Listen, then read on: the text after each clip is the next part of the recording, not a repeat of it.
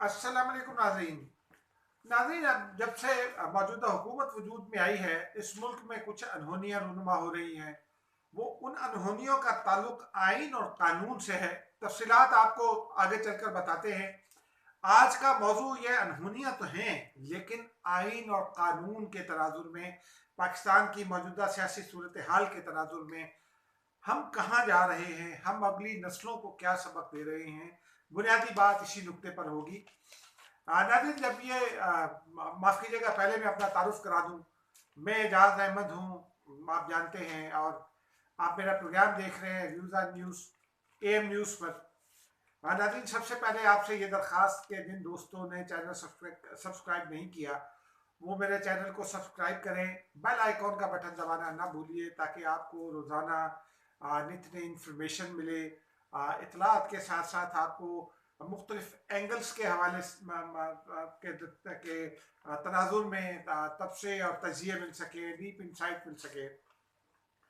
नाज़रीन, अब आते हैं मौजू की जानिब। जब से ये हुकूमत वजूद में आई है, उस वक्त से ही समझ लें, लेकिन पिछले चंद रोज़ के वाक़यात जो हुकूमत में और ये तमाम मौजू जो है, ये चूँकि आइन और कानून के तनाजुर में है, इसलिए बात हम शुरू करते हैं हलीम आदिल शेख के हालिया वाक़े के हवाले से। इलेक्शन कमीशन वाज़ेह तौर पर यह कहता है इलेक्शन एक्ट में कि कोई रुकने कौमी असम्बली या रुकने सूबाई असम्बली जिस सूबे में इलेक्शन हो रहा होगा, वो वहां दाखिल नहीं हो सकता। हालांकि बुनियादी तौर पर तो अपोजिशन का आदमी असरअंदाज नहीं हो सकता, ये बात भी दुरुस्त है। लेकिन जाहिर सी बात है कि अगर ये कानून इलेक्शन कमीशन ने बनाया है, जवाबित इसके तहत बनाए हैं, तो कुछ ना कुछ वजूहात होगी। पाकिस्तान की सोसाइटी के हवाले से भी कुछ, चूँकि हम ज़रा सख्त जान रवैयों का मुजाहरा करते हैं, सख्त रवैयों का मुजाहरा करते हैं, आइन और कानून को अपने रास्ते की रुकावट समझते हैं, शायद ये इसी तनाजुर में है। उस तनाजुर में हलीम आदिल शेख साहब इलेक्शन एक्ट की खिलाफ वर्जी करते हुए PS 88 में पहुंचे, और फिर फायरिंग का वाकया हुआ। वो क्या हुआ क्या नहीं हुआ वो तो आ जाएगा बाद में, जब ये तहकीकात होगी, अदालत में मुकदमा चलेगा, ये सब चीज़ें उसमें वादी हो जाएंगी। लेकिन जाहिर सी बात है, ये भी सब जानते हैं कि हलीम आदिल शेख का जो वाकया हुआ, उनकी जो गिरफ्तारी हुई ख़ास तौर पर, वो इलेक्शन कमीशन के अहकाम पर हुई। लेकिन हमें चूँकि मुखालिफिन को रगेदना होता है, तो ठीक है, इलेक्शन एक्ट जो मर्जी कहता रहे, हम तो अपनी बात पर मुसिर रहेंगे। PTI इस रवैये का मुजाहरा कर रही है। फिर वो गुज़िश्ता रोज़ या 2 रोज़ पहले वो पहुंचे, हॉस्पिटल पहुंचे, जेल से उन्होंने एक सांप का वावेला किया, सांप आया। हो सकता है सांप आ गया हो, लेकिन CTD के उस कमरे में जहां वो मुकीम थे, वहां कोई खिड़की नहीं है। मैंने वो जगह देखी हुई है। जब मैं कराची में था तो रिपोर्टिंग भी करते थे और जर्नलिज्म भी करते थे। फिर कराची वैसे जाना होता है, तो 1-2 बार, बल्कि उससे ज़्यादा बार मैंने वो CTD का जो पूरा सिस्टम है, पूरी जो उसका ऑफिस है, वो तब पूरा का पूरा देखा हुआ है। अब वो जिस कमरे में वो बताए जाते हैं, वहाँ कोई खिड़की नहीं है, एक दरवाज़ा है, और बाहर की तरफ से पूरा पहरा है, पहले पूरा उनका अमला मौजूद होता है। सांप शायद आँख बचा कर निकल गया, लेकिन फिर सिंध हुकूमत जवाब में आई कि जी वो कोई खातून अगर आई हुई हो, और वो एक तहकीकात हो रही है, कहीं एक वीडियो भी चली है, एक खातून बुरके में आई हैं, फिर दुआ भुट्टो का तस्करा भी आया, ये सब अपनी जगह। लेकिन बिलाखिर इसमें गवर्नर सिंध कूदे, और उन्होंने गुज़िश्ता रोज़ एक प्रेस कॉन्फ्रेंस भी कर डाली। आगे चलकर जब हम तफसील से बात करेंगे, तो उनकी इस प्रेस कॉन्फ्रेंस से के हवाले से भी बात करेंगे।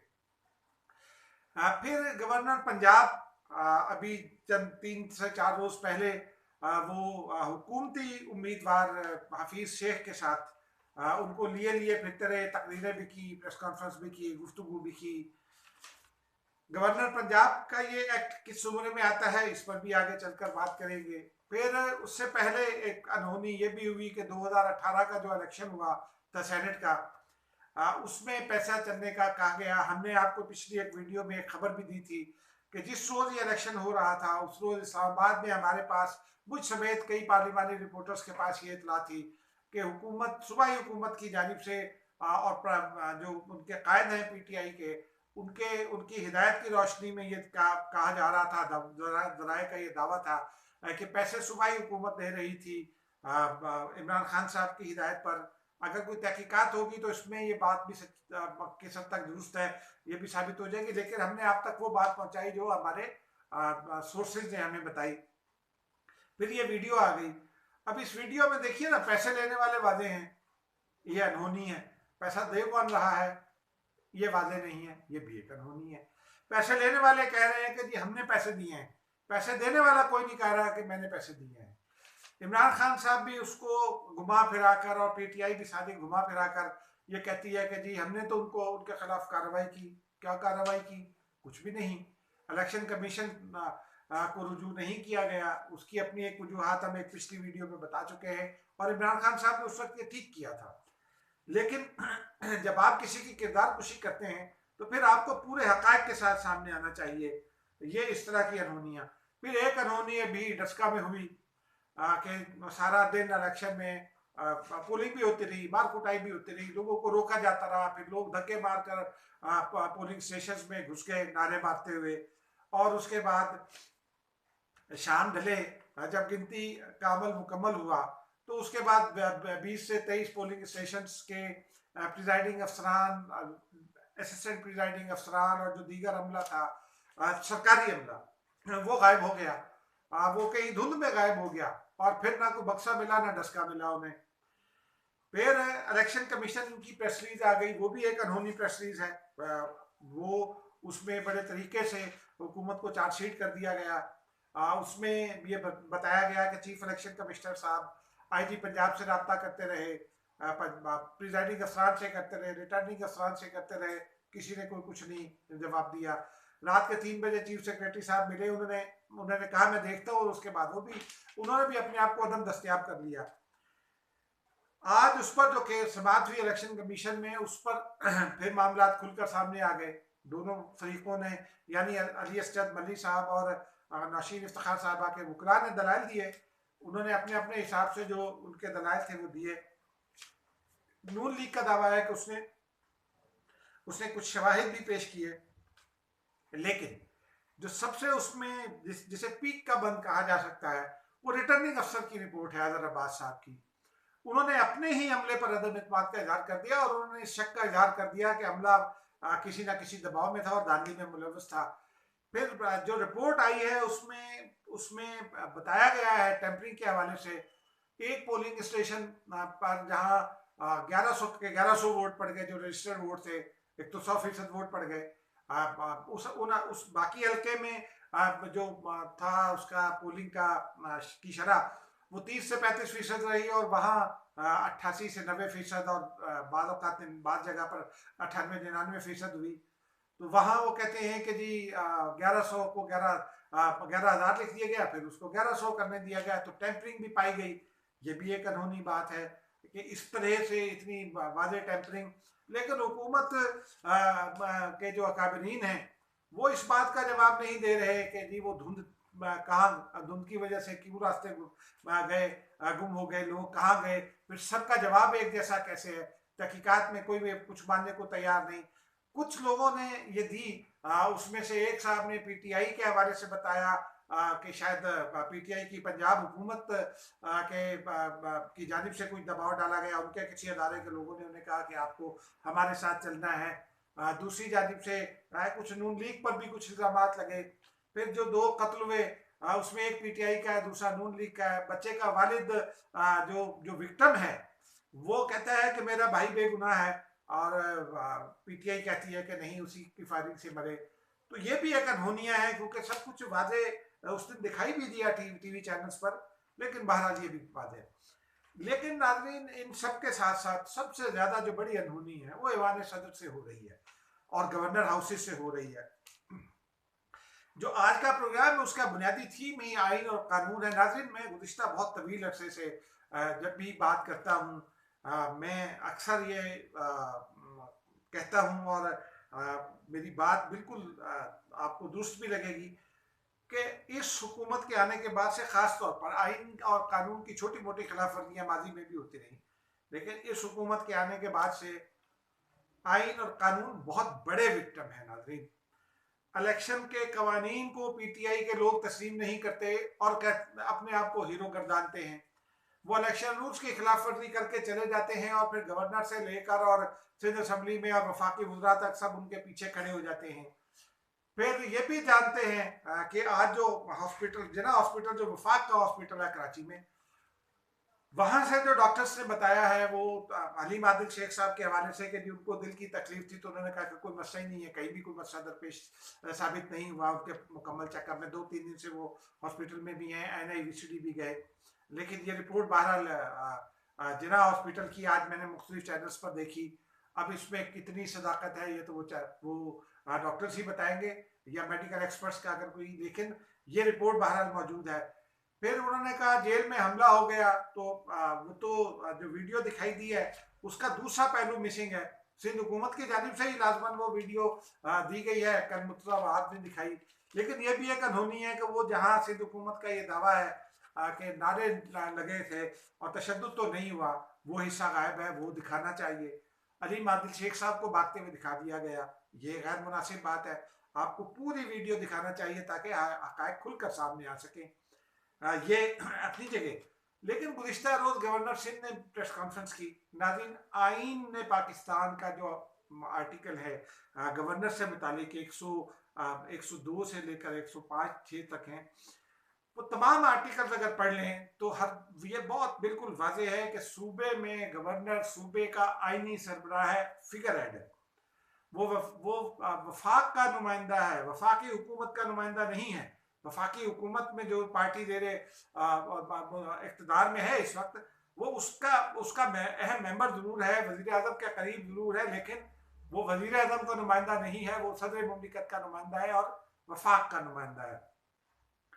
वफाक का नुमाइंदा सियासत करता है। गवर्नर सिंध मुसलसल सियासत कर रहे हैं।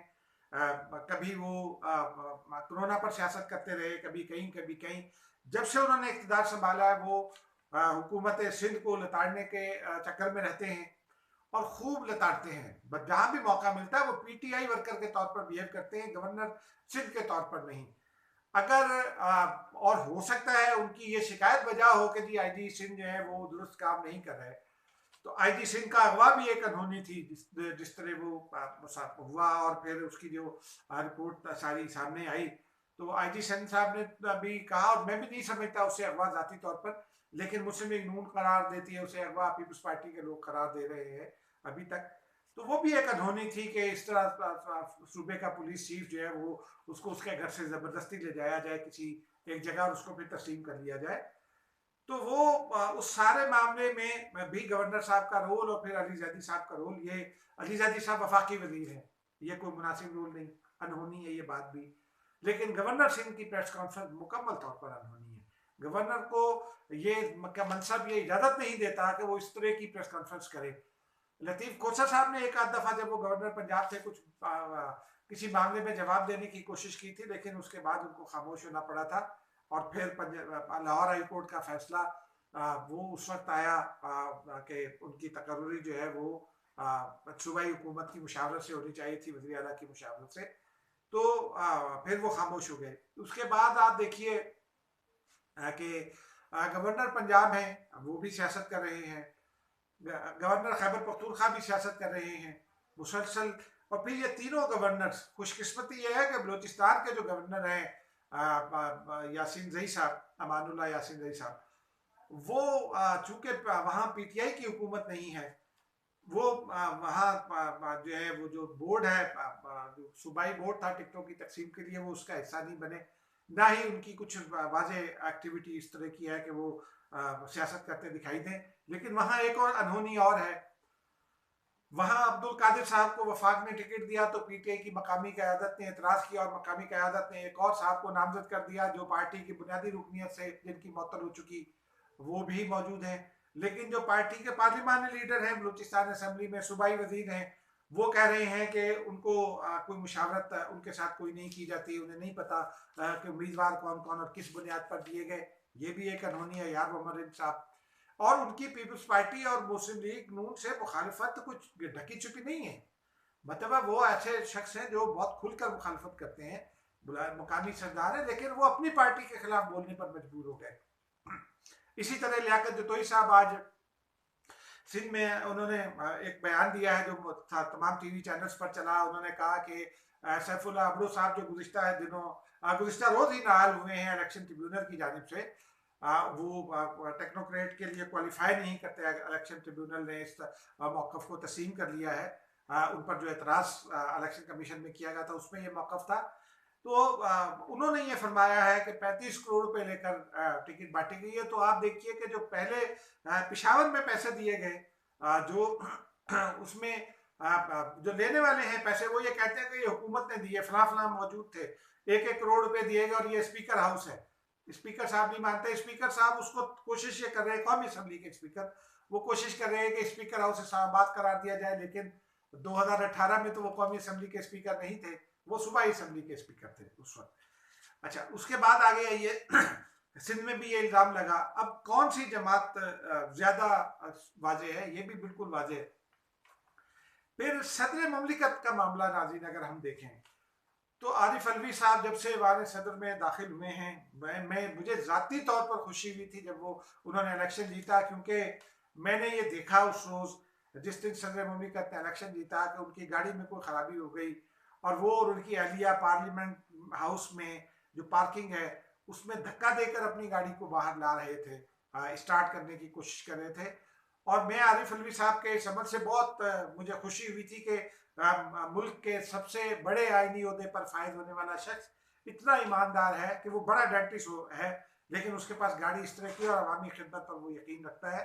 और वो कोई अपने मुंतखब होने के बावजूद भी उन्होंने अपने ओहदे को इस्तेमाल नहीं किया अपनी गाड़ी स्टार्ट करवाने के लिए। उस वक्त मुझे बड़ी खुशी हुई, लेकिन अब जो उनके काम है उन पर ज़रा मुझे अफसोस होता है। उन्होंने 4 बार आइन की वाज़ेह खिलाफ वर्जी की। पहली बार जब उन्होंने नेशनल फाइनेंस कमीशन में नामजद कर दिया हफीज शेख साहब को, ये जानते हुए कि वो मेंबर नहीं बन सकते, उनको चेयरमैन नामजद कर दिया उसका। फिर सूबाई जो तसर्रुफ है समंदर पर, यानी कि वो समंदरी अथॉरिटी कायम करके और समंदर की जो हदूद है, समुद्री हदूद, सूबाई समंदरी हदूद, वो वफाक के हवाले कर दी। उसके ऊपर एक तनाज़ा अब तक मौजूद है। फिर उन्होंने एक ऑर्डिनेंस जारी कर दिया। वो एक इशू है अभी तक कि जब बिल कौमी असम्बली में पेश हो गया था तो ऑर्डिनेंस इशू करने की क्या जरूरत थी। और वो ऑर्डिनेंस बुनियादी तौर पर जो मैं समझ पाया हूँ, चूंकि मैंने कानून पढ़ा भी और उसकी रिपोर्टिंग भी करता रहा हूँ। सुप्रीम कोर्ट की रिपोर्टिंग मैंने की है, हाई कोर्ट की रिपोर्टिंग की है, मिलाकर कोई 12 साल। ये अदालत का माइंड तब्दील करने की कोशिश थी, ये ऑर्डिनेंस जो जारी हुआ कि इस तरह से अदालत का। फिर वो जो वीडियो भी जारी हुई वो भी अदालत के माइंड पर असरअंदाज होने के लिए की गई, क्योंकि उस वीडियो में तो ये तो पता ही नहीं है कि कौन पैसे दे रहा है। अदालत भी ये सवाल नहीं कर रही, अदालत को ये सवाल करना चाहिए था। इलेक्शन कमीशन ने उसकी तहकीकात शुरू कर दिया। फोरेंसिक उसका हो नहीं सकता क्योंकि ओरिजिनल वीडियो तो किसी के पास नहीं है। जिसके पास ओरिजिनल वीडियो होगी उसको फिर ये बताना होगा कि उसने आइन और कानून ये कहते हैं कि किसी की भी वीडियो या ऑडियो रिकॉर्डिंग उसकी मर्जी के बगैर छुप कर नहीं की जा सकती। ये इस शिक की खिलाफ वर्जी है, इंसानी हुकूक की जो शिक है उसकी खिलाफ वर्जी है, ये वाज़ेह खिलाफ वर्जी है। तो ये इंसान तमाम वजूहात के बावजूद उन्होंने ऑर्डिनेंस जारी किया। और उसके बाद फिर अभी उन्होंने जिस तरह से एक्ट कर रहे हैं वो एक आध और भी खिलाफ वर्जी है जो मुझे इस वक्त जहन में नहीं आ रही है, लेकिन जो नाज़रीन जिस तरह से वो खिलाफ वर्जी कर रहे हैं ये कोई मुनासिब बात नहीं है। हाँ, उन्होंने जस्टिस काजी फायद ईसा का रेफरेंस जो है वो एक पोस्ट ऑफिस का किरदार उसमें अदा किया और सुप्रीम कोर्ट यह करार दे चुकी है। तो इस तरह से वो ये मुसलसल आईनी खिलाफ वर्जियाँ उनकी जानिब से की जा रही हैं। अपोजिशन उनकी कोई इम्पीचमेंट की तरफ न जाने किस दबाव में या किस सौदे के तहत अपोजिशन नहीं गई, वरना अपोजिशन के पास ये बड़ा स्ट्रॉन्ग केस था इम्पीचमेंट की रेजोल्यूशन मूव करने के लिए। भारत यह अपोजिशन की मर्जी है कि वो कब और कहाँ डील करती है। लेकिन एक और वाकया रूनुमा हो रहा है नाज़रीन, ऐवान सदर मुसलसल सरकारी सरगर्मियों का मरकज है। आईन पाकिस्तान ये कहता है कि सदर मुमलिकत फिगर हेड है। आईन पाकिस्तान हुकूमत को ये पाबंद करता है, वज़ीर आज़म को भी और वफाकी काबीना के अरकान को भी, कि वो सदर मुमलिकत को पीरियडिकली हर 2 माह या 3 माह के बाद रिपोर्ट पेश करें अपने अपनी अपनी वजारतों की।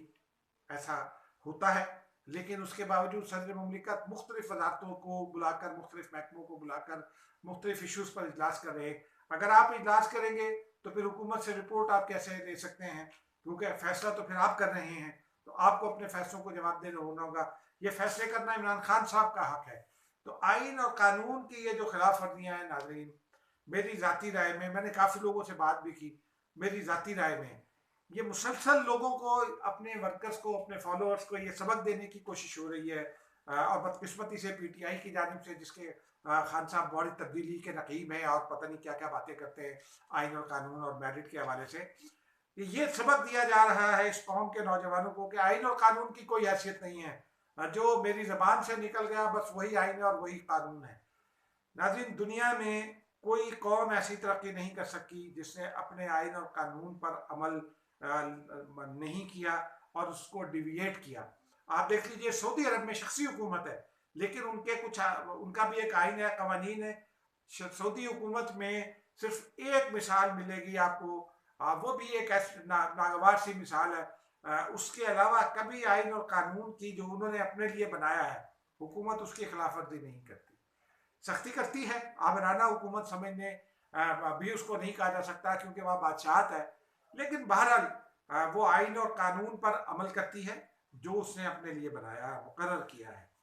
बाकी बातें अपनी जगह, लेकिन नाज़रीन, मैं ज़ाती तौर पर यह समझता हूँ कि आइन और कानून की ये खिलाफ वर्जी मौजूदा हुकूमत को छोड़नी पड़ेगी। अगर वो चाहती है कि मुल्क में मेरिट का निज़ाम कायम हो, तो फिर उसे अपनी इन हरकत को छोड़कर, मैं ऐसी हरकत इसलिए कहूँगा कि ये जानबूझकर 18वीं तरमीम के खिलाफ प्रोपेगेंडा से लेकर अब तक ऐसा नहीं है कि किसी को नहीं पता कि आइन और कानून की खिलाफ वर्जी हो रही है। तो इसलिए नाज़रीन, जब तक हम आइन पर अमल नहीं करेंगे, कानून की अमलदारी यकीनी नहीं बनाएंगे, ये सारे वाक़यात होते रहेंगे और सियासतदान भी इसी तरह के रवैयों का मुजाहरा करते रहेंगे जैसे हम अभी देख रहे हैं। नाज़रीन, अब तक के लिए इतना ही, मुझे इजाज़त दीजिए। खुदा हाफिज़।